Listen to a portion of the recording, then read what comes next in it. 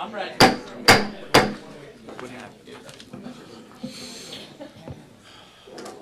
Meeting will come to order, please. The notice requirements of the Open Public Meeting Act for this meeting have been satisfied. Would you please take a second, turn off electronic equipment, and we'll stand for the flag pledge.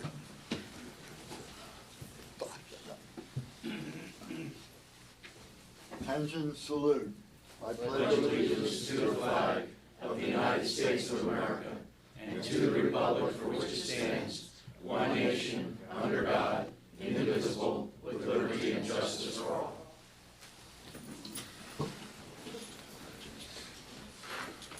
Would you call the roll, please? Mayor Becker? Here. Commissioner Amadeo? Here? Commissioner Blumberg? I am here. We have a very pleasant thing to do at this point. Commissioner? Thank you, Mayor. And before we start, I would like to read two correspondences that the city has received in reference to our fire department. And as I preface that, Commissioner Blumberg, Mayor Becker, and myself are very proud of both the work of our police and our fire department and the services that they provide to the citizens of the city of Margate, always. The first correspondence came in reference to an issue that a resident had while he was checking his mother's house as she was out of town for a period of time. On January 17, 2020, I went to my mother's house on Claremont Avenue to check the house. When I went in the house, I heard water running and went downstairs into the utility room where water was pouring out of the hot water heater. Not sure of what to do, the first thing I did was call the Margate City Fire Department, Station 2 on Brunswick Drive. Within minutes, a truck arrived at the house. Lieutenant David Funk and firefighter Dan Germanic came to the rescue. They shut off the water, which they had the tools to do. He didn't have the tools to do it. And they began to help him clean up the mess that was in the house and waited the whole period of time in communications with their personnel in the fire department and wait until the plumber actually came and took over from that point on. And that was from Rick Brenner of Galloway Township. Another correspondence from Dr. Mark Ravitz on February 1st, 2020 to our Chief Adams.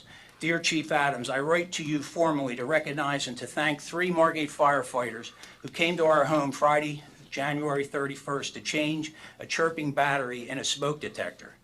Lieutenant Eisler and firefighters DeStefano and Palmara, while it may sound like the opening line in a bad joke, how many firefighters does it take to change a smoke detector battery? The answer is, it turns out to take 3. And that's the truth. Because in this situation, there was a 18-foot vaulted ceiling, and the homeowner who was coming in to check their house and spend the night and enjoy the city of Margate wouldn't be able to sleep. And if anybody witnessed a chirping smoke detector battery in the middle of the night, especially at 4 a.m., you're not going to go back to sleep. So to continue, we spend our summers in Margate and do come down regularly in the winter to check, as I said, and it was the 18-foot. I walked to the station and asked if there was possible to get some assistance. Shortly after, it arrived in the form of your firefighters hoisting the necessary ladder through the second-floor bedroom window. The battery was replaced and all went well. The job was done with profession, competence, and good humor. Please pass on our sincere thanks to Lieutenant Eisler and firefighters DeStefano and Palmara for their good work. It's something worth chirping about. And truthfully, that the service our public safety individuals, whether it's police, fire, or lifeguards, they're there for all of us every single day, 24 hours a day, and we as a city really appreciate it. So now with the good stuff, Natalie, we're adding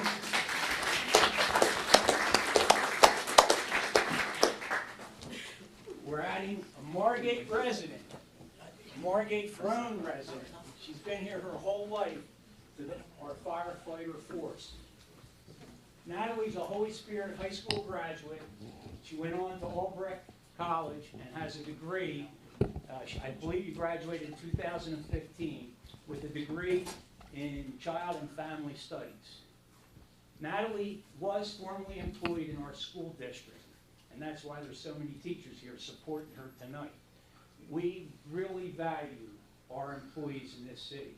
She also worked under the rec department, am I correct? You didn't tell me that. Here's what's unique. Civil service, as you know, we're a civil service organization.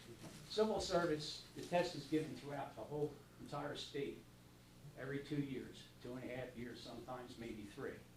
Natalie scored the second highest, the highest in the city of Margate for the applicants wanting to be firefighters here. But she was the second highest scorer in the state of New Jersey. It's probably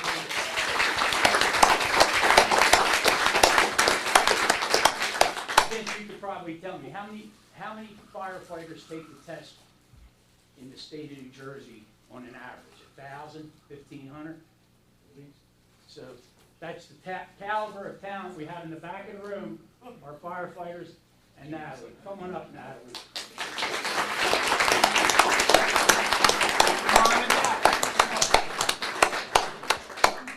Natalie finished her Firefighter 1 training on December 19th and graduated from the Atlantic County Fire Academy on the 27th of January.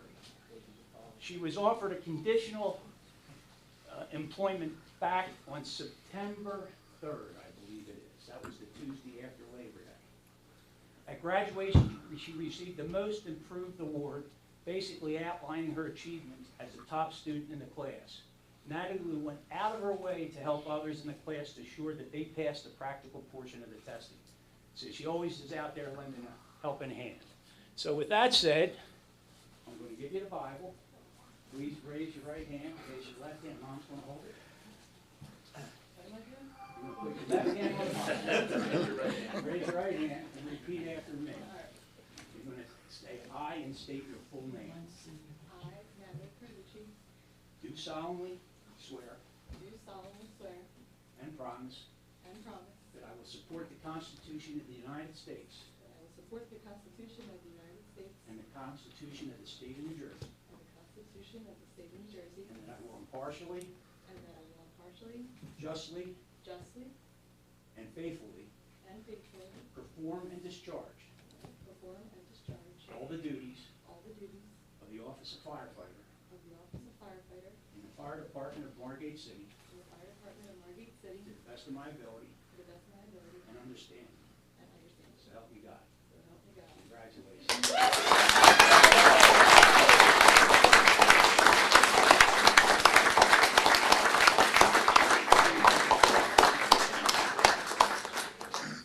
Everybody go.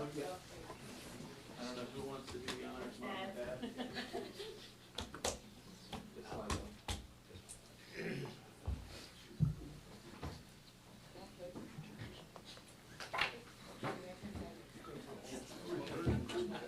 You're there. Need my glass, okay? Commissioner and Mayor.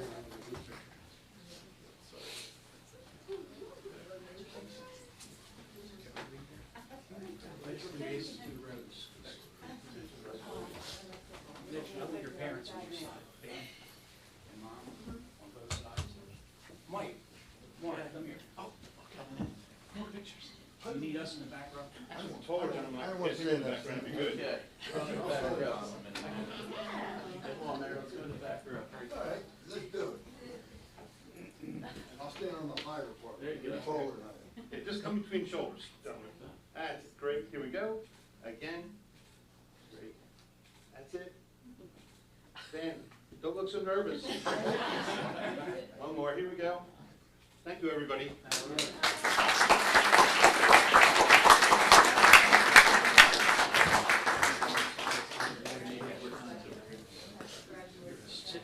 Okay, you just sit in my seat. We're gonna do this other thing. We're gonna do this other thing, so go ahead. Sorry. You want to introduce this other thing? Okay.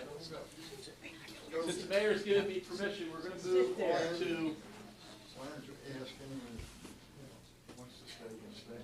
yeah, if anybody wants to stay, we're gonna do a brief presentation honoring our fire chiefs and the history of the Margate Fire Department. So if anybody has to leave, they came for Natalie, otherwise you can stay, it's up to you. But I gotta grab my notes anyway, so. take your time if you're gonna go. Just a brief thing. This is something that we started, myself, meeting with Charles and Jim Cahill, Charles Feather, and I don't want to mess it up. Of course, I'm going to look here. Taylor Fussner. We met with them back in February of 2018 to start discussions on what we can do to honor the Margate City Fire Chiefs and the history of the fire department. So we had some thoughts and ideas, and we went back and forth on this. And it took some time to finally get the finished product, but I think everybody's going to enjoy the finished product when we unveil it and reveal it. But first off, just a quick history.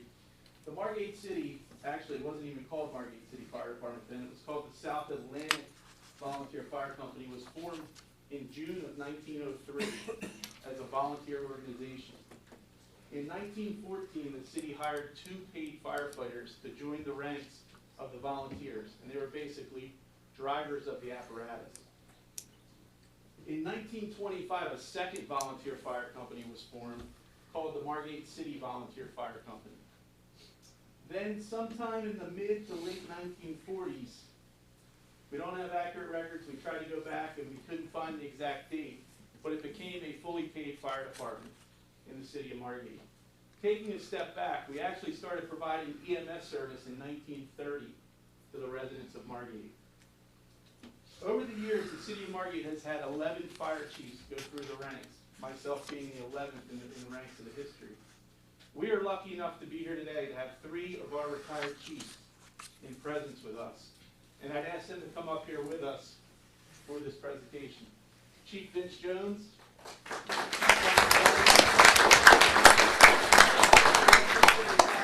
that John Keller? Chief Anthony. Is that John Keller? If Charles and Taylor want to join us up here, please. But this is something, it started out as a project that we wanted to just have in the fire department and actually hang in the hallway leading up to the fire department. When you walked in, this will be the first thing you see. We ended up making it into 2. It's going to hang for a little while, I think, in the library, and eventually make its way to the Historical Society, but it's also going to hang in the fire department forever, and we have spots for the future and growth of the fire department as eventually I will retire and move on, and someone else will fill my shoes. So, Chiefs, why don't you guys have the honor of flipping it up and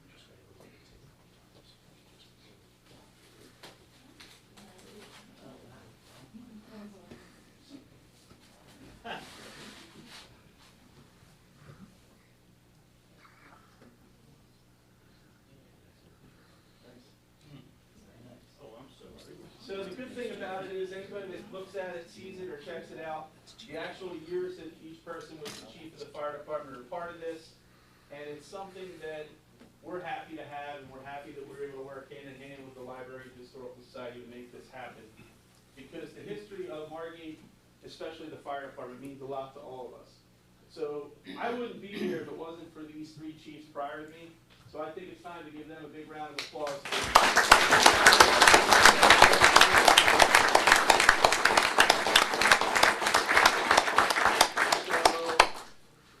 I don't necessarily have any more words, but I think we might want to get a group picture. Does anybody want to speak from the library? Charles, anybody want to say anything? Or We just want to thank you for the opportunity to do this. You know, this is a great opportunity to show off the fire department, and we hope it'll hang there for a lifetime.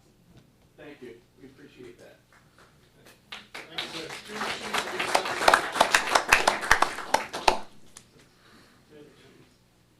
Here we go. We're in order. Yeah, the order. Put it right here, Tony. That's it. Again. One more. Thank you much. Okay. You guys have anything you want to add? No. Enjoy retirement. Someday.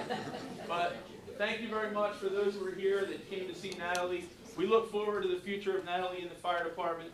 She's already, showing us what she can do and what she can provide for the city of Margate. And it's all about the service. And that's what Margate Fire Department is all about. Customer service and community service. That's what means the most to us. And we're there for you, the residents, the visitors, anytime, any day, anything you need, the fire department is there for you. So thank you very much.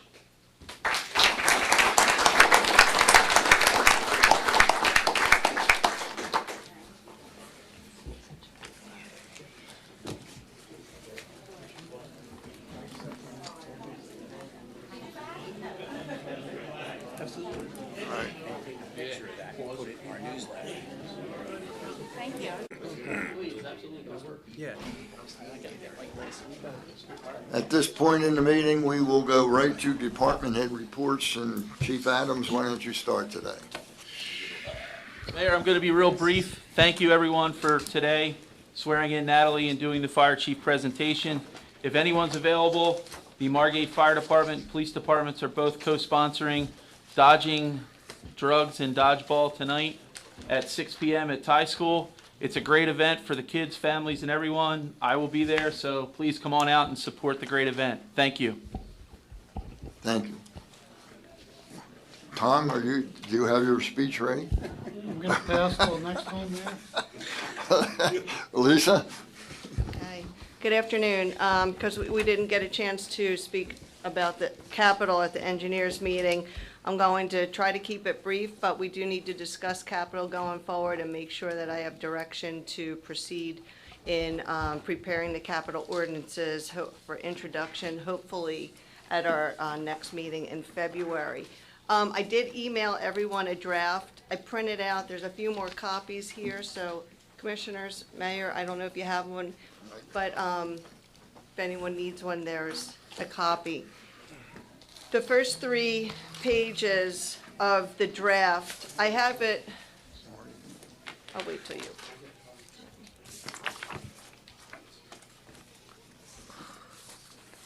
Go ahead. Okay, so for the first 3 pages are requests for capital projects, road work, improvements, equipment that we receive from all departments, as well as the commissioners. And the first 3 sheets are just broken down according to funding. So you'll see several of the items had been previously funding, which you'll see in those columns, the heading, it says funding available.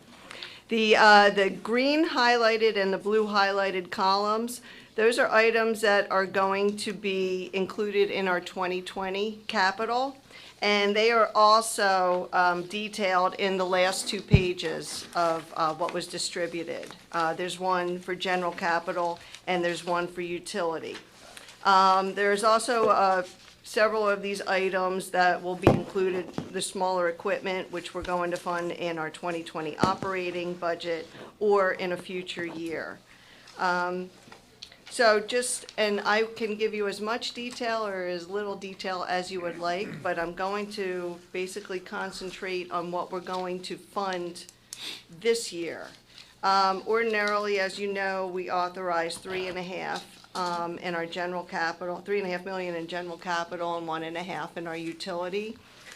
This year, due to the extent of all the projects, which there was several projects which are a high priority, including, the Amherst Avenue, et cetera, it's setting us over slightly. However, so for our general capital, right now, there's $4,050,000 going to be included in that ordinance. It will be reduced because one of the projects we have state aid coming of just over $273,000. So although it has to be fully authorized for the spending purposes, we need a mechanism in place to pay our vendors and everything for the spending. We will get reimbursed, and any outside aid we receive does reduce future debt, so we will not need to issue that debt. If I'm going too fast, let me know. If you jump to the 4th page for the general capital, included in the $4,050,000, our first item is Station 2 renovations, improvements. There's going to be $200,000 for that, and we had already previously authorized $100,000 under prior ordinance, so that's a total of $300,000 to do those.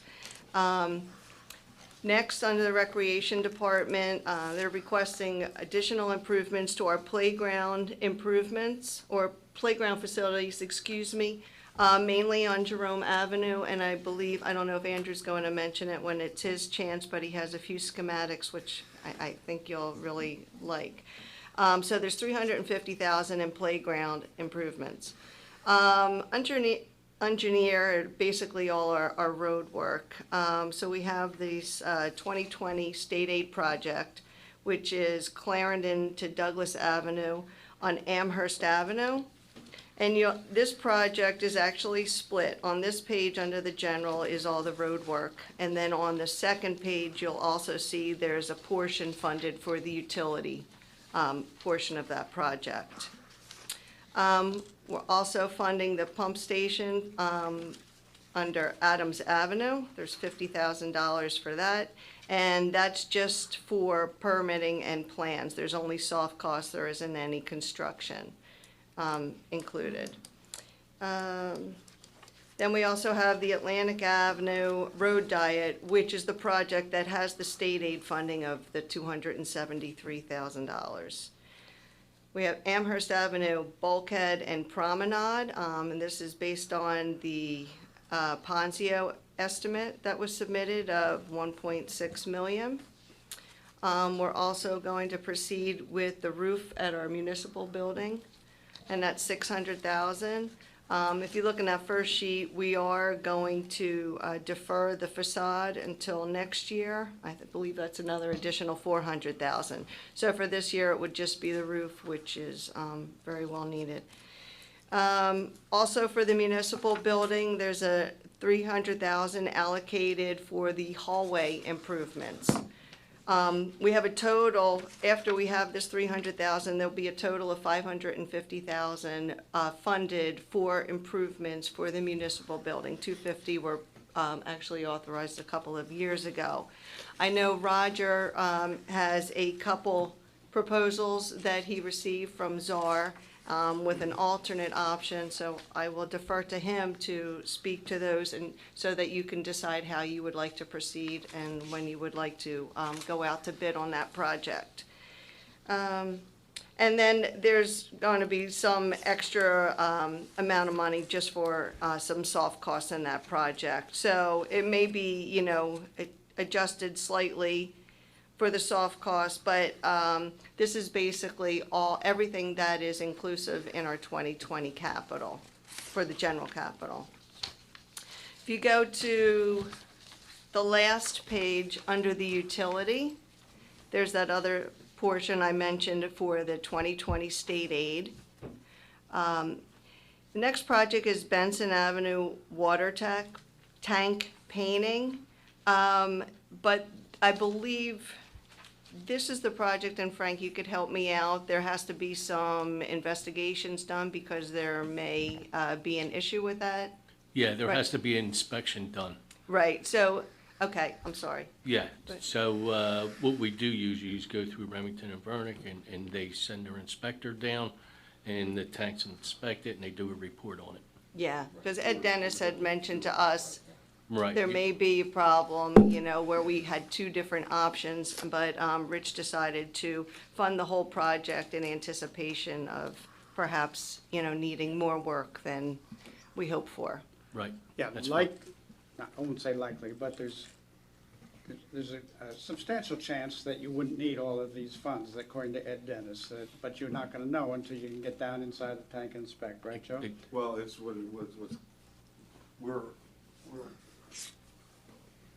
what the issue comes down to is in the base of the tanks, a valve room with piping and valves. And we're not sure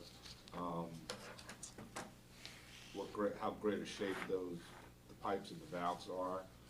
What I think is gonna end up happening is we're gonna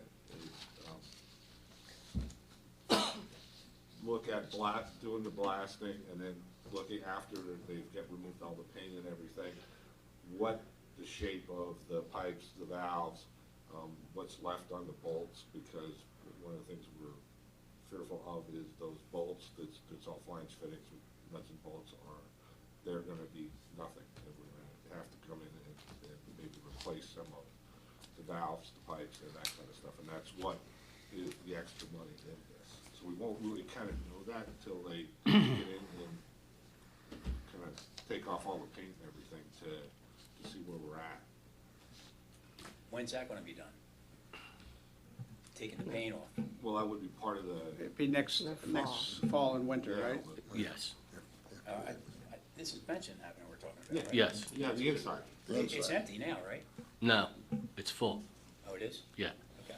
We just Yeah, did it's the back outside. online. It's the Oh, we outside. just did the outside? Outside. Yeah. Okay, I thought we drained it and did both inside and outside. No, just the outside. So the second phase is next year? Yes, yeah. Okay, that clears my, We're trying to do it in 2 phases instead of 3 phases, because if we did it next year, did the painting and then did the inspection and then found out there were Yeah. problems and filled it in again, then we'd have to go back. It's like, that would be a waste of. so my last question is, Frank, the valve in the street will be replaced next year, not this year? We already have money set aside for that too, Okay, yeah.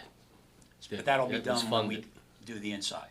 Yeah, Perfect. yeah, once we drain that tank, yeah. All right, perfect.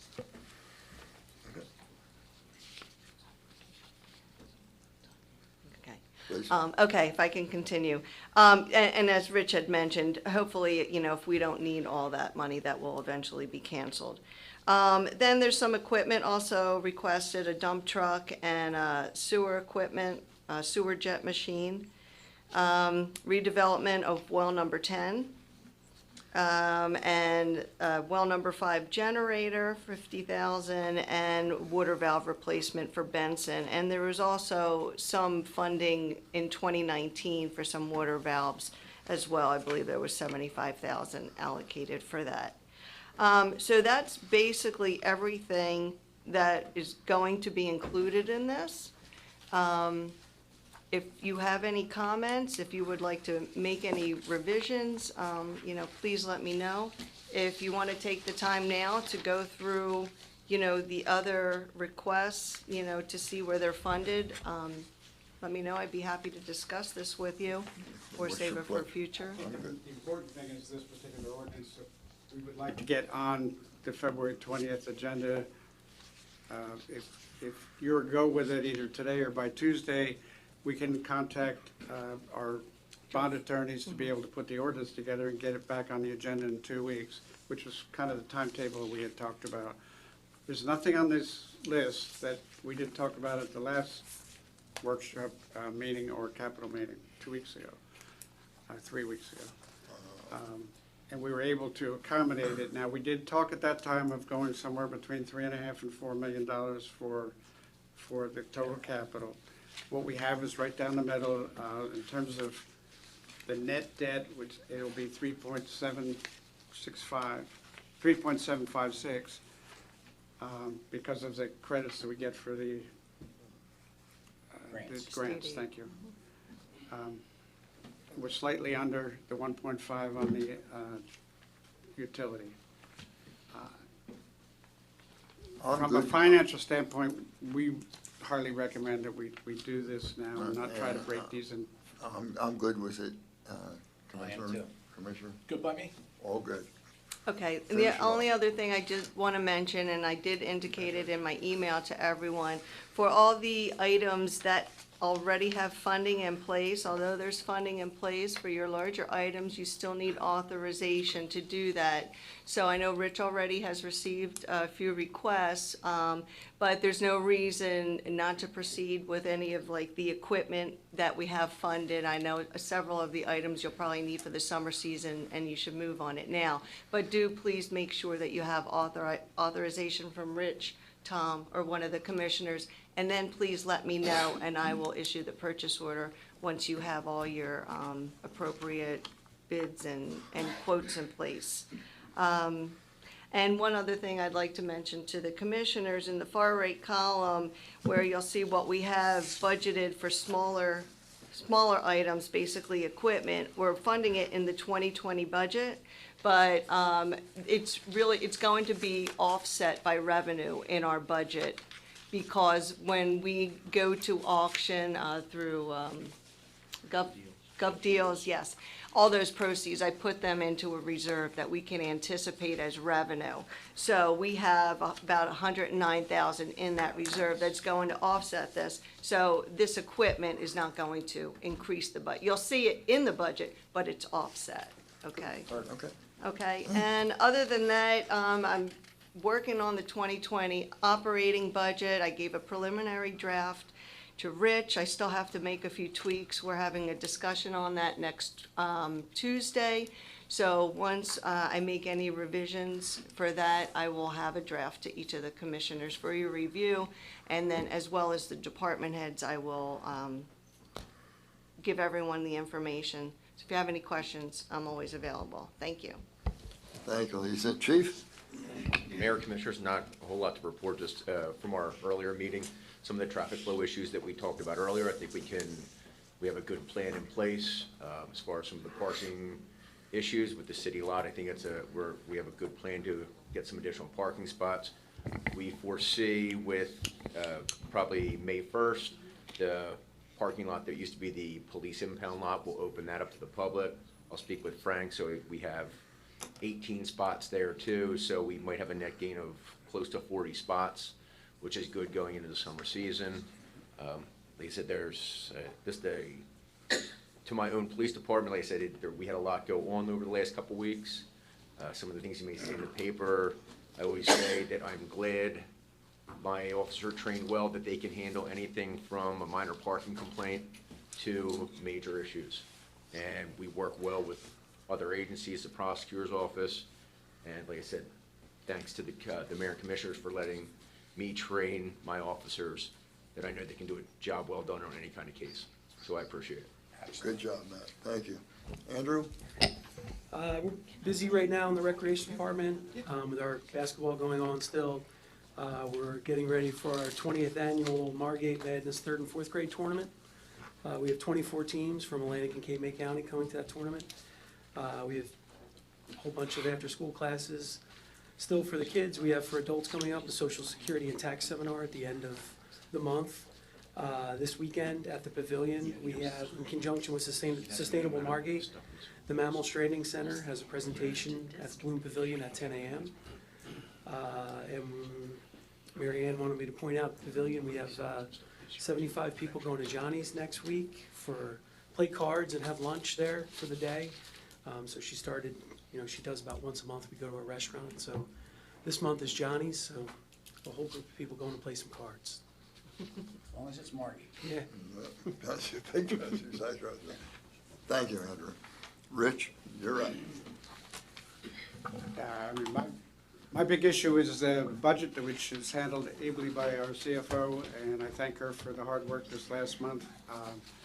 We will be meeting with our auditor on Tuesday, as she indicated. We should be able to have a finalized budget by then. I don't know when we're going to introduce the budget because of the state final figures plus the school board of school estimate. We have to wait to, well, we can introduce, but we can't finalize the budget until after the board of school estimate meeting. But I would anticipate the first meeting in March for the operating budget. So that's kind of the general schedule, which would be probably the first meeting in April when we would actually adopt the budget, because it needs a 28-day or 30-day in between. I want to introduce at this meeting Tom Chiccarone, who's sitting next to Lisa. He's going to be the acting administrator during my winter vacation absence that I've been doing every 2 years for since I retired full-time. Tom's a professional business administrator who was just recently retired from Chatham, New Jersey and Morris County, but he's a native of Avalon. He has worked as an administrator in Avalon, Brigantine, and Chatham over his career. He has all of the same type of background as I do. He works for the same firm as I do. He'll be here the same days that I've been here for the next 8 weeks, beginning on March 18th, or February 18th. And I just want to introduce him to the public on a public meeting, but at the same time, he met all of you today. He's been here all day with me, and he'll be able to handle anything that you need handled. In addition to that, I have two other items. One, basically, I think is going to be covered by Scott, but if he wants me to cover the Longport agreement, we have on the agenda at our next meeting an approval of a shared services agreement with Longport for use of this facility here for municipal court for this year. They will run their own municipal court, but run it out of this facility, and also use our deputy court administrator, which they don't now have a deputy court administrator. They're required by law to do that. She, meaning our deputy court administrator, Deanna, will be available to them during court days and any other time mutually acceptable to Maureen, our court, according to the contract that Scott's worked on with the Longport solicitor. And it's a great thing, it's in order, and I think it makes a lot of sense. All of the revenues and all of the finances as it relates to the Longport court retained with Longport. The only thing we're providing is one deputy court administrator and a facility. They will be responsible for security and every other aspect of the court operation. And they're paying. And they're paying us handsomely. You betcha. That's more. Okay. Handsomely. They pay us both a monthly charge and then an hourly charge for the deputy court administrator above the minimum number of hours that's provided in the contract. The next thing is really an item that perhaps either Roger or Johanna were going to bring up, but I just want to make sure it gets on the table so you can make a decision. It has to do with the ice cream vending. We had a lot of problems last year with ice cream vending. Finally reached the agreement that we reached. In the years past, if you recall, we always had oral auctions. Nobody bid last year at the oral auction for the first time, and we went out to written bids. And the recommendation that I think Roger has is? Sealed bid again. Sealed bids. Johanna, do you agree? That works for me. So the recommendation from Roger as a purchasing, certified purchasing official, and the city clerk who always conducted the auctions in the past, would be, and you want to go out to bid in March, correct? Correct. You good with that, Maureen? So You good with that, John? Yes, sir. Unanimous agreement. What- Go for it. what we'll do, just to formalize it, is we'll do a resolution at the February 20th meeting, just authorizing both clerk and Roger to go out to bid. The specifications will be in front of you, and if you have any comments on the specifications, you can speak beforehand. I think the only other item that I would want Roger to seek information on is a minimum bid. So I would urge that Roger and Johanna and Lisa come up with a minimum bid recommendation and communicate that to the commissioners so they know in advance. If they have any input on that, they can speak with Roger or Johanna.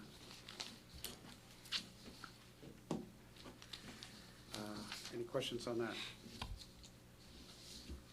Sounds good then. All right, I'm done. Bob or JJ, anything left over from? I think we spoke enough tonight, Matt. I was hoping you would say that, Bob. Jim?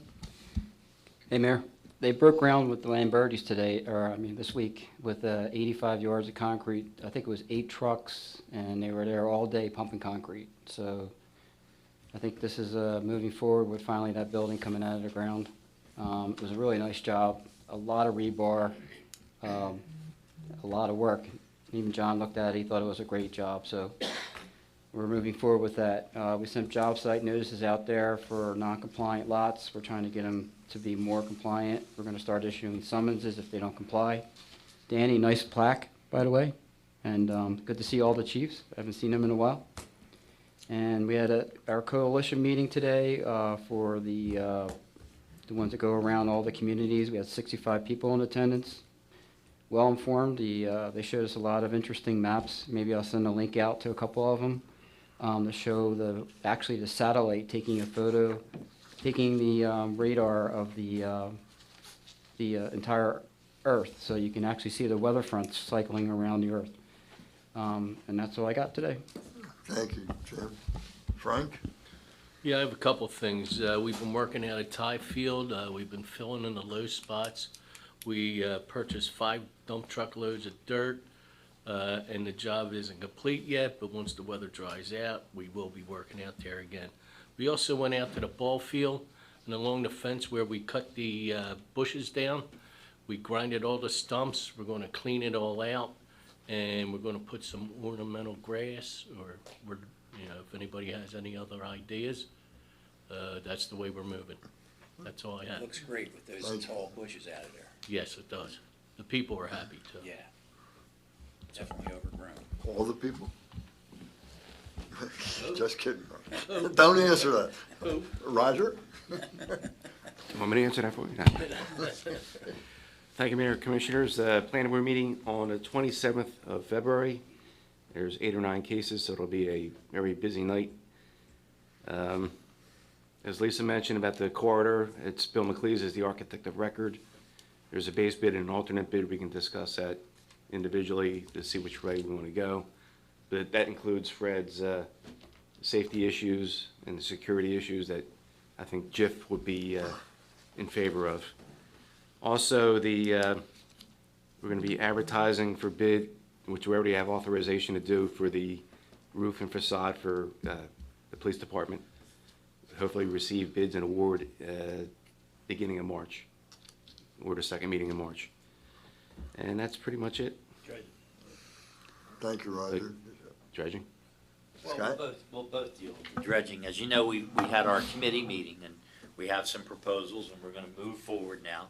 One of the proposals from Remington and Vernick to go forward with the necessary Tidelands license application.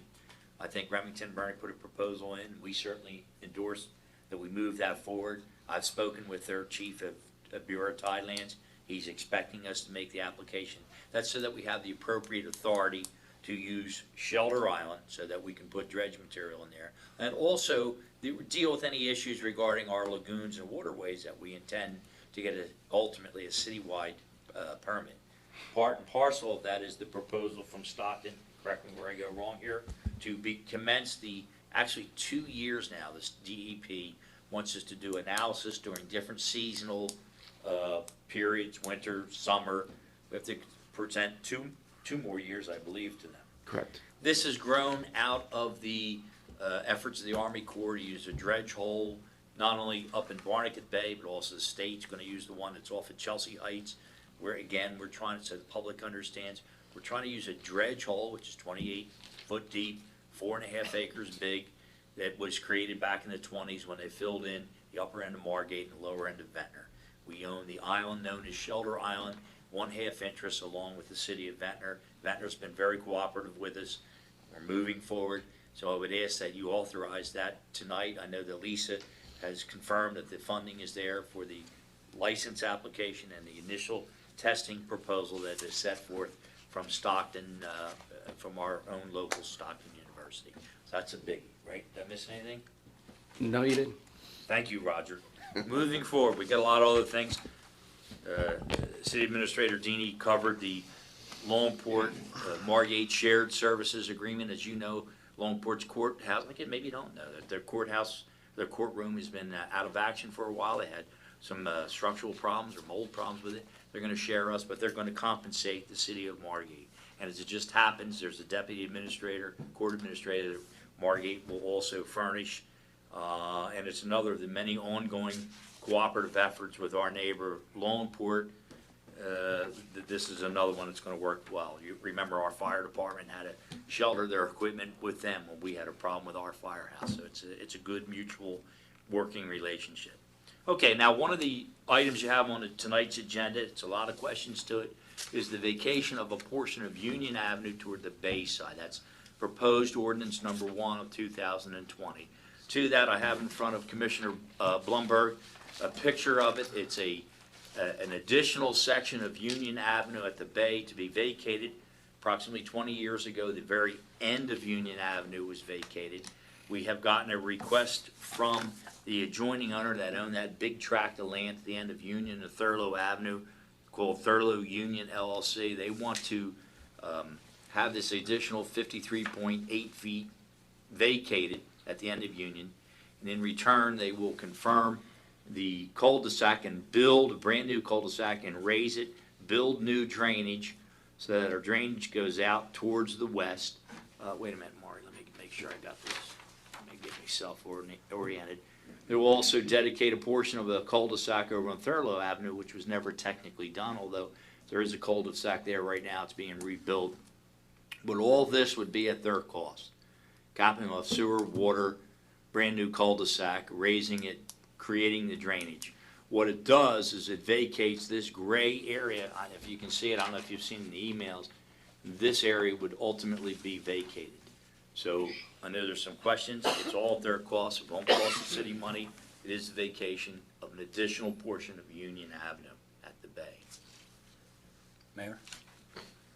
The one thing I think you left out is the developers are gonna put steel sheeting on the bay end of that street, which we, through the years, have lost a lot of our. Well, I don't understand it to be at the end of that street. I understand it to be at the adjacent to this home that's there, that was the Carter home.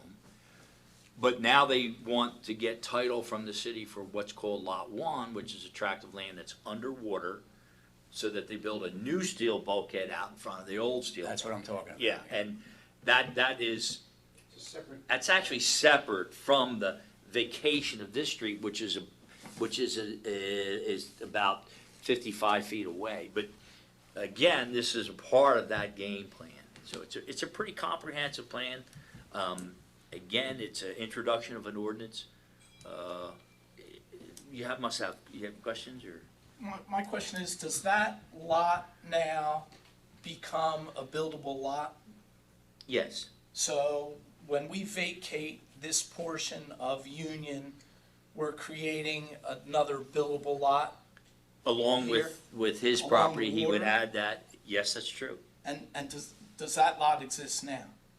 No, it does not. There will be a subdivision created, which will go in front, There'll deal with be Roger. two lot. The intention is to have a two-lot subdivision. So on the Union Avenue side and on the Thurlow Avenue side? On the Union Avenue side, there's an existing home, and that will receive half of the, as they vacate it down, half the street vacation, which is, let me be precise, 53.8 feet by, well, it'd be, I guess it'd be 25 feet, right, But- Roger? And then that goes to here. But there's a This house goes to there. here. There's a That's- house there yes, now. yeah, that'll be a Correct? buildable lot. But And it's, then- there's a house on it now? Correct. He's gonna have a bigger yard. He's gonna probably build a bigger house there. That's fine. I And then to the east, this area would be added, this dotted line becomes part, and it does create another buildable lot there. You have that, yes. Sorry, I Oh, missed I'm that. sorry, Siri, I Could you don't say need it to. again, please? I thought it was off. Commissioner, that lot, that property could still be subdivided without the vacation into that. So you're not creating a buildable lot by creating the vacation. No. You're just moving it over. It's still a buildable lot, whether As it without. exists now. Right. And you're actually making the lot on Union Avenue on the Longport side a conforming lot. It's non-conforming now, even though there's a house on it. Any other questions, Marty? No. Todd? No, I'm fine. All right. Scott, you have anything else? Moving on. Yes, sir, Mayor, I do. Scott, on that one, I just want to add some more information. All right. Because I got involved a little bit Yep. with it concerning utilities. And I asked Frank and Pat to comment, which they have, I believe, to you, as well as Ed Dennis to comment. That is So I just correct. want to, for the record, I just want you to confirm that our internal people think this is as good or better than what we had before, in the sense that we will actually have a turnaround in a cul-de-sac. They will move the hydrant, as I understand it, and build some new drainage facilities. So from a public standpoint, we're getting we're getting a logical end to a street that it's been just emptied into the woods for a long period of time. Let me say, Which, to me, is what our obligation should be from an internal operational standpoint. of course, yes, I incorporated all the comments received from not only Ed Dennis, but also from Pat, from Frank's office, and from Roger. And the game plan is that they will go for a minor subdivision. And during that minor subdivision process, these various capital improvements, which the proposed ordinance says that the applicant, which is again, Thurlow Union LLC, they pay for everything. Fire hydrant, they pay concrete work, they pay elevating the cul-de-sac, because they're gonna create the drainage and have the drainage, instead of going out the very end, it's gonna go out a lot down here through that's lot 7, by way of an easement. In that subdivision plat, you will see all those improvements. Now, I'm sure they're gonna have to cap off the sewer line, they're gonna have to change the location or cap off the water line.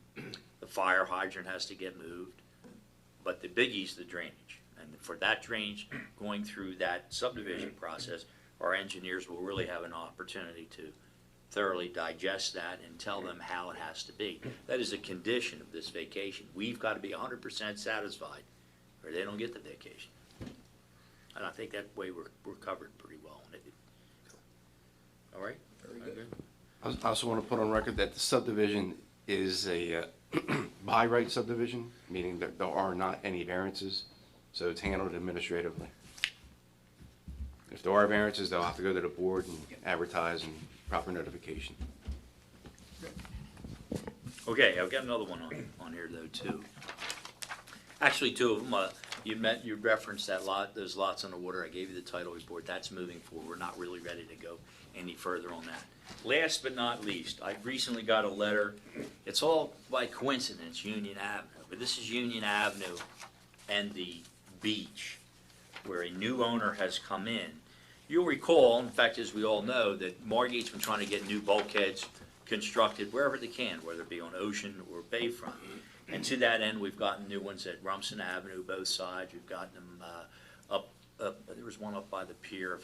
So now this one is a brand-new owner at Union Avenue. And what this brand-new owner at Union Avenue wants to do is move his existing bulkhead, which needs to be replaced, but he wants to move it oceanward and pick up about 5 feet or so. If you look, and this is me, I did this drawing, his neighbor to the Atlantic City side of the property, his bulkhead is out that far. His neighbor to the Longport side is out even further than what he wants to go. Now, for this to work, if we wanted to do that, they've offered to replace the bulkhead not only at the street end, at his house, but also the street end. And Steve Hankin represents him. I said, look, Steve, I think we'd want a handicapped access. We'd want the bulkhead built to our specs. And I guess, what are they with the handicapped access? We're talking, what, over 100,000? I would have about 75,000. They're coming in the, let's say, we just did 2 for 73,000. Okay. With the handicap though, too? Handicapped accessible? Well, the opening. The breach. The breach, Yeah, right. that is about 35,000. So what's the whole deal, street end and handicap? It's probably gonna be about 80,000. So that we know what we're talking about. Now, we've got some major impediments. The first impediment, first of all, we don't want to spend any money chasing DEP permits if they can get a permit for this. The applicant wants the city to authorize them to say you're in favor of it. The other issue is Green Acres. This area, the Margate Beach, is on our Green Acres inventory. Open space. It's open space. I happened to be up in Trenton the other day. I know Jessica Patterson, who dealt with her many times from Margate, primarily over the elephant, but other things too. And she said, Scott, that's difficult to do that, to justify. It's a private diversion. I don't know if we can do it. So I've explained to Mr. Hankin, look, the governing body were to agree with this concept. We don't really want to get in a fight with the DEP. That's your have to sell. But there is a public safety issue. Roger and I talked about this, and Roger made the excellent point. He said, Scott, when they created that open space inventory, that beach was a lot smaller. Now that you have that great big beach and sand dune, there's a lot more sand in front of it. I don't know if that's relevant or not, but it is true. That beach is probably double the size of what it used to be. But anyhow, what I'm asking you is, would you think about this concept? And then what's really gets interesting is if it would work there, it might work in some other places too, where we get these street ends and handicapped access and have it paid for by the private adjoining owner. But let's deal with one. Here's this. What questions? Okay, so what you're asking specifically, as I understood it when you talked to me, is not anything other than permission to apply for a permit, not Let them, approving, yeah. not approving anything, not transferring any property, not doing anything else.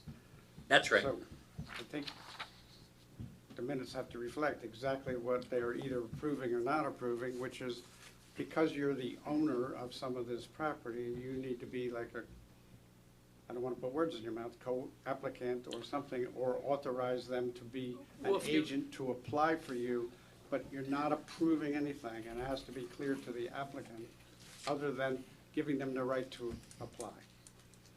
I think that's true, and I agree with you, but the applicant's gonna wanna know, would the city be willing to do that? So they're not gonna spend. That's what you're saying, Rich. That's a separate Well, question. okay, So if Well, we asked it, okay. I'm not gonna recommend that. We're just crawling before we walk. I'm presenting it That's to what you you. and I talked about. I don't have a They dog wanna in make this an hunt, just application, present it. if the applicant wants something else, they can put it in writing, All right. and they can come here and ask the governing body Exactly. what that is. Okay, well, that was just the first step here. Otherwise, we're just, we're confusing ourselves. Well, then, Big hurdle in front. So what should I say to them? Come in front of us and request a letter of support for their application, no more. Okay, that's what I'll do. You okay with that one? Good by me. Good, okay. Okay, that's it. You done? I think that's it. Is there anything else? well, perhaps they should look into Green Acres and that may kill that deal. I mean, it shouldn't be on us, it should be on them. What did you for that? Phillips. He talked to the attorney, no.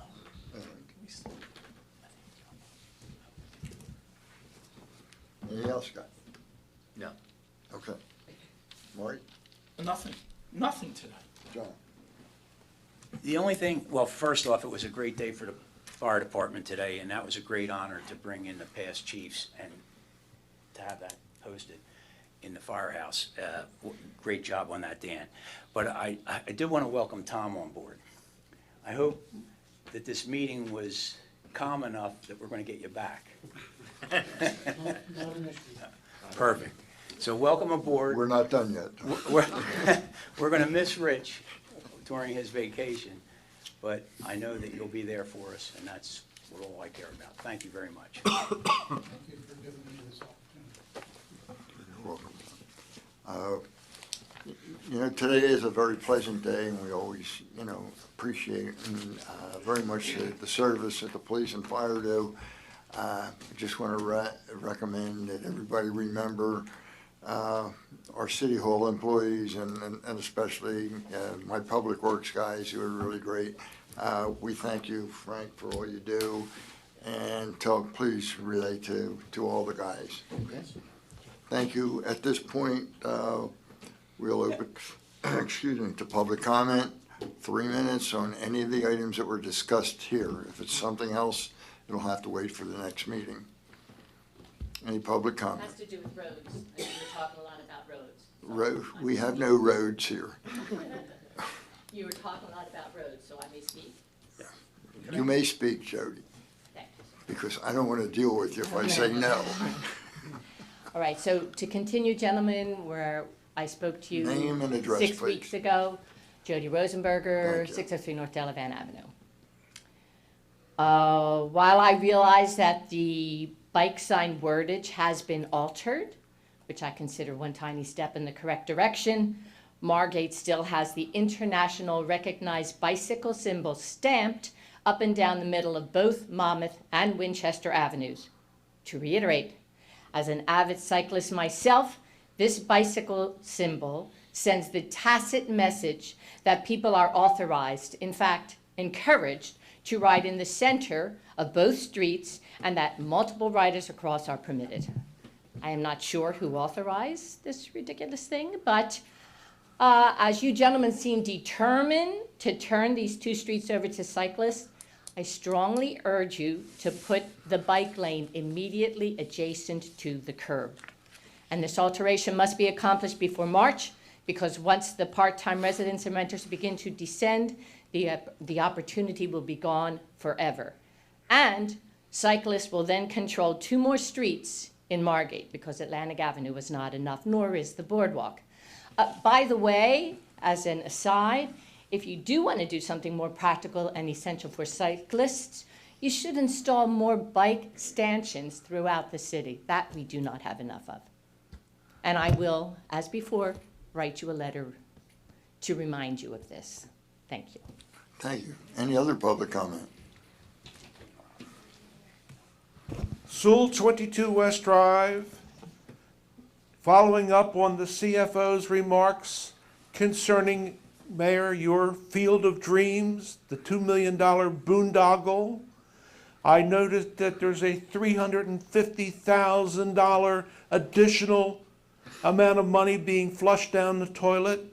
I would wonder if this could not indeed be done in-house at a fraction of $350,000.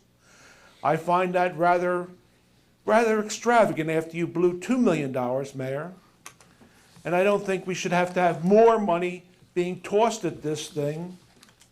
And I realize that it's a pet project, but there has to be some limits to your largesse at the expense of the senior citizen property taxpayers.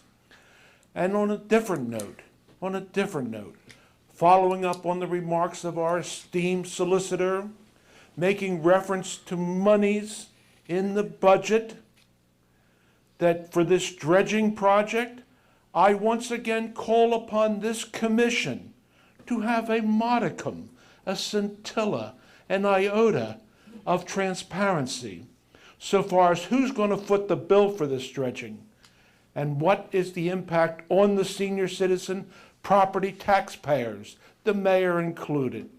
So I think we should have a little dose of transparency. Mayor, it's not a matter to be smirked at when you're not containing spending. Taxing and spending, I don't know, I realize that you don't do much reading, Mayor, and you're adverse to reading newspapers, whether it be the Philadelphia Inquirer, New York Times, or perhaps the Trentonian. However, Mayor, I do refer you to the Down Beach, insofar as the words of wisdom coming from Mr. Patterson concerning the ever-dwindling year-round population. I think that you have to take a great deal of responsibility for this, and I strongly urge you to await the 2020 census, whereby you'll see that the year-round residency is perhaps less than a third. So we'll eagerly await that report, Mayor, and you can even possibly try to read it. But in the meantime, get onto the website of Nanette's and get Patterson's words of wisdom insofar as his insights into the dwindling year-round population. Thank you very much, Mayor. You've come to new heights today, John. You're now accusing me of being the cause of the declining birth rate. Absolutely. That's good. Absolutely, positively. Absolutely, positively. 3 minutes are up, John. Thank you. But I have a minute of rebuttal, and it's absolutely. Whose rules are they, John? That's the Sewell rule. The Sewell, John, sit down. If you remember, the original 3 minutes was designated by your solicitor as the Sewell rule. John, sit down. Thank you. I shall sit down. Is there any other public comment? Is there a motion to close public comment? I'll make that motion. I'll second it. Mayor Becker? Yes. Commissioner Amadeo? Yes. Commissioner Blumberg? Yes. Is there a motion to adjourn the meeting? I'll make that motion. Second. Mayor Becker? Yes. Commissioner Amadeo? Yes. Commissioner Blumberg? Yes. Thank you. We'll take a short break and we'll do the regular meeting. No, I will.